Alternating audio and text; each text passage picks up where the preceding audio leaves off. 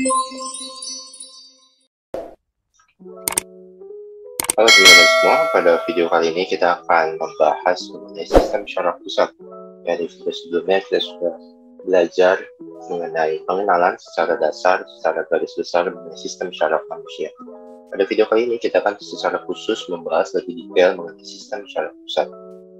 Ya, kita sudah mengetahui bahwa sistem syaraf pusat itu terbagi atas dua kompartemen atau dua organ besar, yaitu otak dan sumsum tulang belakang atau yang kita sebut dengan medula spinalis. Nah, sistem syaraf pusat ini berfungsi sebagai pusat integrasi atau pusat pemrosesan informasi sensorik serta mengendalikan aktivitas baik yang sadar maupun yang tidak sadar. Oke, kita akan bahas dari otak terlebih dahulu. Nah, otak itu merupakan organ yang paling sensitif dan yang paling penting dalam tubuh manusia. Nah, karena fungsinya yang sangat penting dan sentral, maka otak itu butuh perlindungan, butuh proteksi yang ekstra dan berlapis untuk melindungi dari kerusakan. Misalkan ada tekanan fisik atau ada benturan dan yang lain-lain, maka otak memerlukan lapisan atau proteksi yang lebih ekstra. Nah, di dalam otak itu terdapat lapisan atau layer pelindung. Ya, ada 6 lapisan atau 6 pelindung.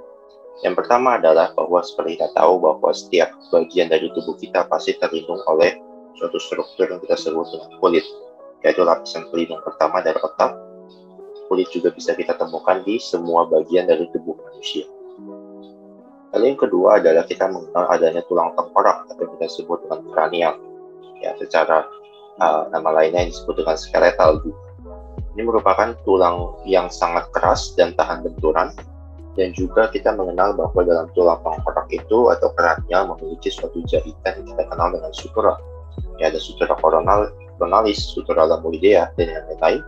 Itu merupakan bagian penting supaya menjaga agar tulang-tulang kranial ini tetap pada tempatnya ketika mengalami suatu perubahan fisik seperti benturan ataupun tekanan fisik lainnya. Ya, dan juga untuk menjaga posisi tetap stabil.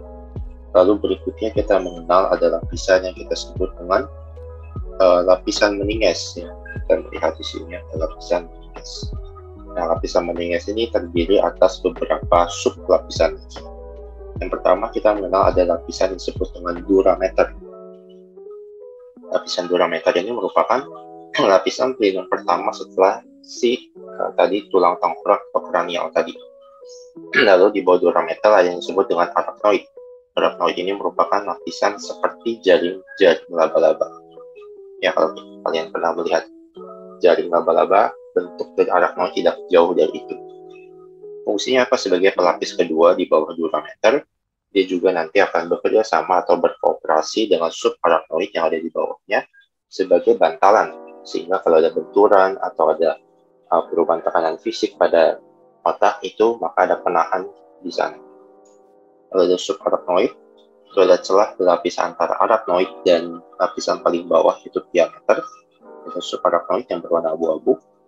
Itu merupakan bagian atau kompartemen yang ada cairan yang disebut dengan CSF atau cerebrospinal fluid, cairan cerebrospinal.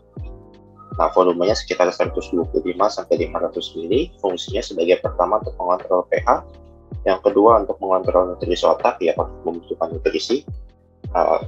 Fun fact saja bahwa otak itu membutuhkan sekitar 60% dari glukosa yang kita makan setiap hari.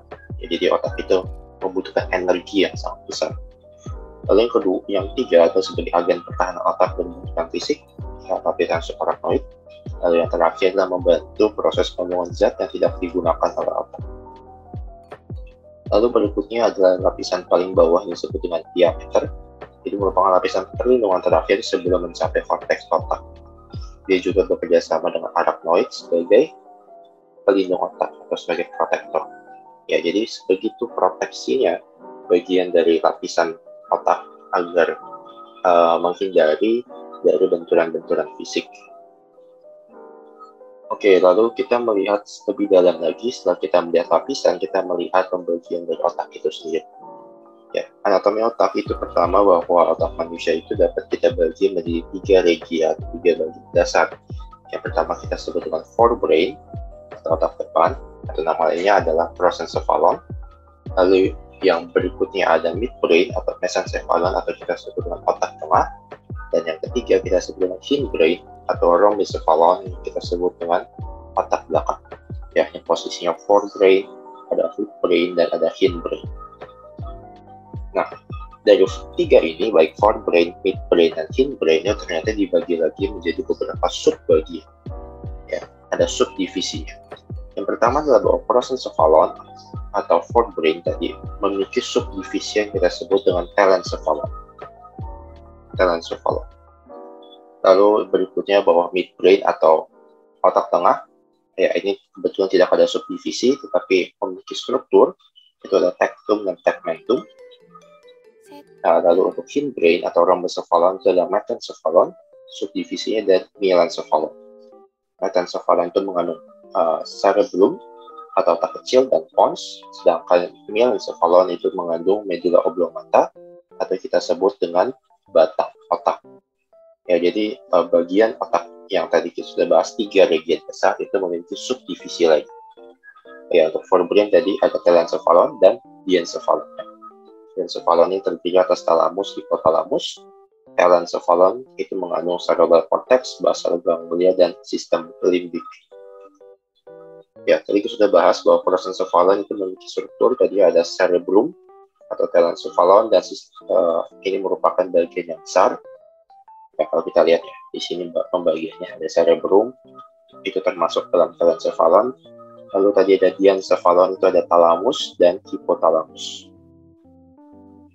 Lalu juga berikutnya tadi ada mesencephalon, dan tectum dan tegmentum.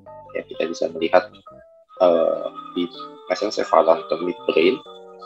Lalu juga ada hindbrain atau rhombocephalon, itu ada tadi cerebellum dan pons letaknya. Juga ada medulla oblongata atau yang kita sebut dengan batang otak. Oke, jadi berikutnya adalah kita akan membahas lebih dalam lagi mengenai prosencephalon ya, atau otak tengah. Nah, prosencephalon tadi kita sudah membahas ada 2 bagian subdivisi. Yang pertama ada telencephalon, yang kedua ada diencephalon. Nah, telencephalon ini adalah memiliki bagian-bagian atau subbagian lagi. Yang pertama adalah bahwa cerebellum atau telencephalon itu memiliki 4 regia lagi, atau 4 pembagian. Yang pertama adalah frontal lobe, itu berfungsi sebagai koordinasi otot dan kemampuan kognitif. Yang kedua adalah parietal lobe, itu berfungsi sebagai tempat sensitivitas sakit, sentuhan, dan tekanan. Lalu ada temporal lobe, itu membantu proses auditori atau pendengaran. Dan occipital lobe, itu berfungsi sebagai memproses hal-hal yang bersifat visual. Ya, kalau kita lihat di sini pembagiannya ada frontal lobe, bagian depan, lalu ada parietal lobe, lalu ada occipital lobe, dan temporal lobe. Keseluruhan ini semua 4 bagian ini kita sebut tadi dengan telencephalon atau cerebellum. Ya, agar teman-teman tidak bingung yang dimaksud dengan bagian-bagian tersebut, keseluruhannya disebut dengan cerebellum atau telencephalon.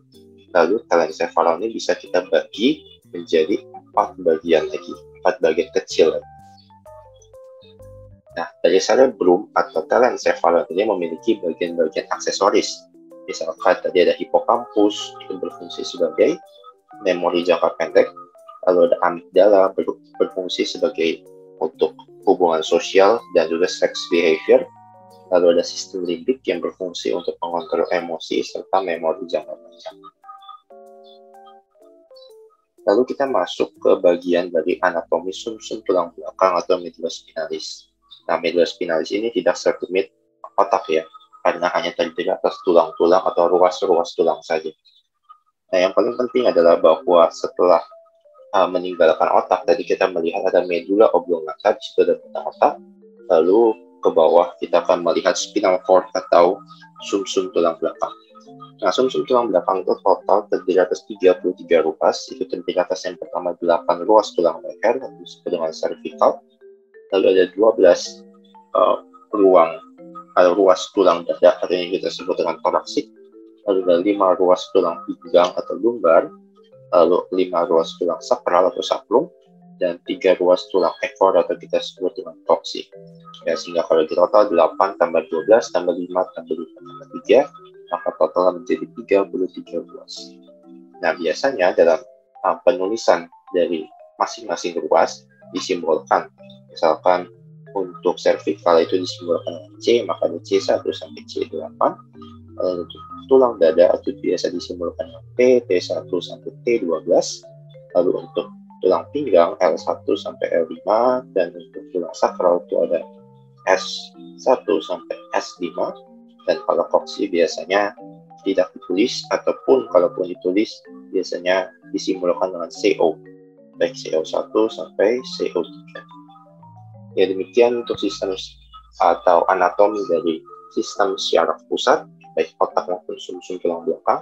Semoga dari video ini teman-teman bisa lebih memahami dengan komprehensif dan lebih jelas lagi mengenai penyusun dari sistem syaraf pusat, baik otak maupun sumsum tulang belakang. Sampai ketemu di video berikutnya.